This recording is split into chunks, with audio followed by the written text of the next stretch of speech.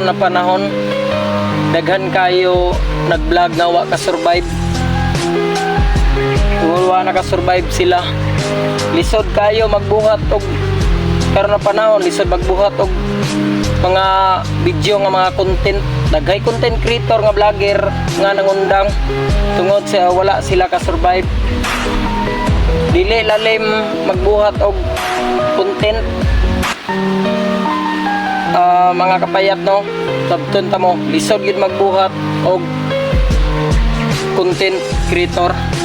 So ako karon dili pa ko sikat, dili ko pa ko vlogger, bago pa lang ko mini vlogger pa ko.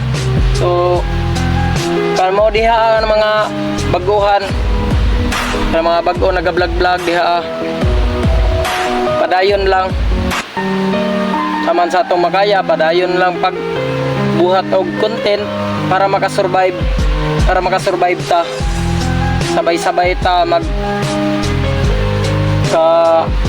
survive nga ma-successful ta. Kay naay uban din nga mga kaila nato, mga amigo o mga silingan nato, wa dili na sila mo palo sa tua. Kay balo sila ma-successful ta, hat mao na sila, madili na sila mo follow, dili na sila mo support sa tuang pagbe-vlog. Kay hadlok sila ma-successful ta sa atong pagbe-vlog, mao na kana ato ang mga kaila, dili na sila mo follow, diha na sila mo follow og sikat na ta.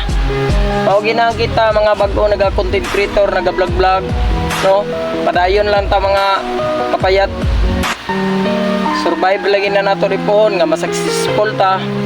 So before ka mo sulod og vlog, ang dami gid ninyo na i-bash gid ta, naagi mabas.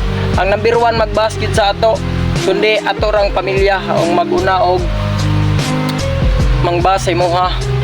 Ibali i-down ka nila, knock-down ka para makaundang ka og pag content nga may giingon nga nagpakaulaw data sa ato sa atuang kaugalingon, sa nagpakaulaw data nga kuan lagi daw kanang tungod sa kuan kanang para ba kanang mag-vlog nga nagpakaulaw bitaw nga gibuhat nato nga dili maayo nga ato ging gipaningkamutan nga para musikat ta. Number 1 gina atong pamilya nga mo down sa tua nga